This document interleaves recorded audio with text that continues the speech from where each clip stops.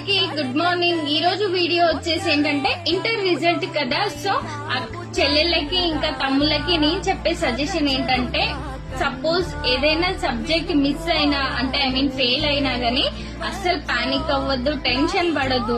ఇంకా కొంతమంది ఎట్లా ఉంటారంటే 98 మార్క్స్ రావాలి, నాకు 99 మార్క్స్ రావాలి, ఇంకా 2 మార్క్స్ ఎందుకు రాలేదు అన్న డిప్రెషన్ లో కూడా కొందరు సూసైడ్ చేసుకుంటారు. అసలు పిచ్చా మీకేమన్నా? ఏముందండి, లైఫ్ ఒకవేళ ఫెయిల్ అయినా గానీ ఇప్పుడు కాకపోతే నెక్స్ట్ టైం అనేది రాసుకోవచ్చు. ఓకేనా? జీవితం ఒక్కసారి పోతే మళ్ళీ రాదు. సో అందరూ ధైర్యంగా ఉండండి.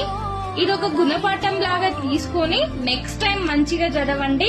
సో ఇంకెవరికైనా ఎక్స్పెక్ట్ చేసిన మార్కులు రాకపోతే ఇంప్రూవ్మెంట్ రాసుకోండి, లేదంటే మళ్ళీ రీకౌంటింగ్ అన్నా పెట్టించుకోండి, రీకరెక్షన్ అన్నా. అంతేగాని ఏదో ఆవేశానికి పోయి పిచ్చి పిచ్చి డెసిషన్లు తీసుకొని కన్న వాళ్ళని ఇన్ని రోజులు వాళ్ళు మిమ్మల్ని అపురూపంగా చూసుకుంటారు కదా, వాళ్ళని మాత్రం ఇబ్బంది పెట్టకండి.